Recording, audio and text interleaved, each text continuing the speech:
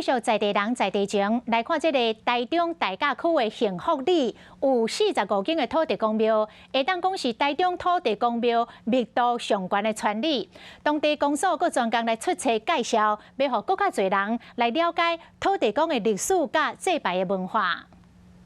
大甲区的幸福里有45间土地公庙啊，香港是台中市土地公庙啊密度上悬的传里。规幸福里拢去互大水冲掉去，冲掉变原野，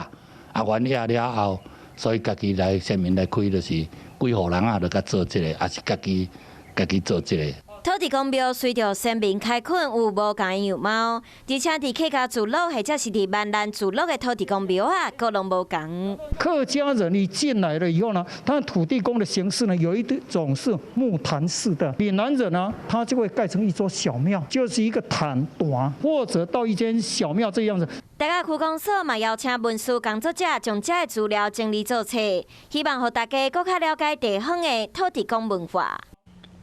Hello， 大家好，我是乃瑜，要教给大家2个任务。第一个，华视新闻的脸书专页，你按赞了吗？还有华视新闻的 YouTube 频道，赶紧订阅起来，还要记得按赞，开启小铃铛哦。